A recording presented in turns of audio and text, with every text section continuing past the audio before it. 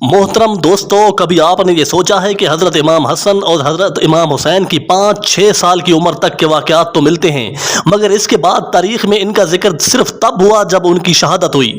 کئی نامور اصحاب حضرت سلیمان فارسی کہ جس کے بارے میں نبی کریم صلی اللہ علیہ وآلہ وسلم نے فرمایا کہ اگر علم ثریا ستارے پر بھی ہو، اہل فارس وہاں پہنچ جائیں۔ حضرت ابو ذر کے جنہیں زمین پر سب سے سچا انسان قرار دیا، حضرت مقداد جن کی جنت بھی مشتاق ہے، حضرت ایوب انصاری جو کہ نبی کریم صلی اللہ علیہ وسلم کے مدینہ منورہ میں میزبان تھے، حضرت جابر بن عبداللہ انصاری جو کہ نبی اکرم صلی اللہ علیہ وآلہ وسلم سے لے کر آپ کی 5ویں نسل تک زندہ رہے، حضرت عمار یاسر جن کی شان میں آیات نازل ہوئیں، حضرت بلال حبشی جو مؤذن رسول تھے۔ تاریخ ان کے بارے میں مکمل خاموش نظر آتی ہے۔ ایسا لگتا ہے کہ جیسے وفات نبی کریم کے بعد وہ سب لوگ اس دنیا سے غائب رہے اور بس شہادت یا وفات کے بعد دنیا میں کچھ دیر کے لیے آئے۔ آخر کہیں تو کچھ غلط ہوا ہے کہ ان شخصیات کا ذکر کرنا عیب سمجھا گیا۔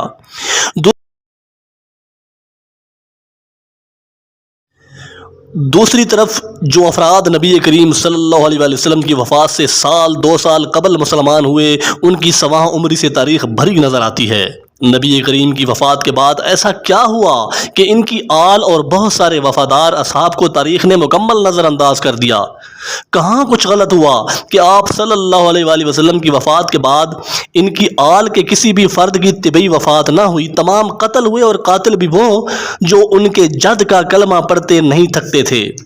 آج 14 صدیاں بعد بھی ہم جانتے ہیں کہ حسن حسین جنت کے سردار ہیں۔ ایسا کیا ہوا کہ جنت کے طلبگاروں نے جنت کے سرداروں کو انتہائی اذیت کے ساتھ قتل کر دیا؟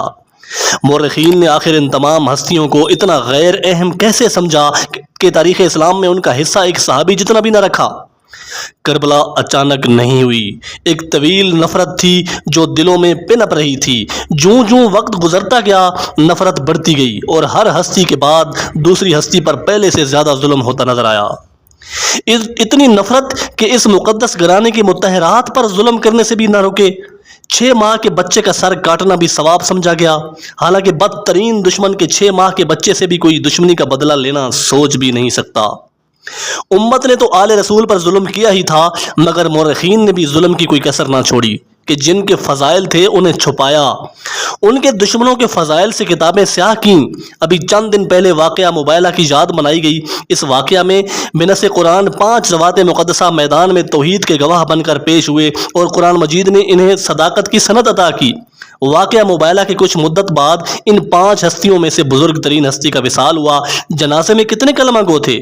پھر 75 دن بعد اس کے گھر کا دوسرا جنازہ رات کی تاریکی میں اٹھا اور چند مخلصین کی موجودگی میں بڑی خاموشی اور مظلومیت سے دفن کر دیا گیا اور نشان قبر تک مٹا دیا گیا، جو آج تک نہ مل سکا۔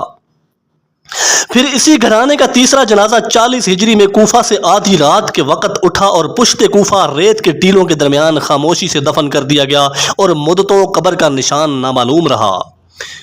پھر اسی جماعت کے چوتھے فرد کا جنازہ 50 ہجری میں شہر مدینہ سے اٹھا اور نانا جان کے مزار کی طرف بڑھا، مگر کچھ لوگ تیروں سے مسلح راستوں میں حائل ہو گئے کہ نواسے کو نانا کے پہلو میں دفن نہیں ہونے دیں گے۔ آخر وہ جنازہ بقیع کے عوامی قبرستان میں دفن کر دیا گیا۔ پھر 61 ہجری میں اصحاب مبائلہ کے آخری فرد کا جنازہ اٹھایا بھی نہ جا سکا، بلکہ جنازہ گھوڑوں کی ٹاپوں سے پامال کر دیا گیا۔ محترم بھائیوں، بحیثیت مسلمان کیا ہمیں یہ حق نہیں ہے کہ کم از کم مورخین اسلام سے یہ تو پوچھیں کہ جن کی صداقت کا گواہ خود اللہ ہے اور وہ توحید خدا کے گواہ ہیں، امت رسول نے ان کے ساتھ یہ سلوک کیوں کیا؟ ہمارا یہ سوال امت مسلمہ پر قیامت تک قرض رہے گا۔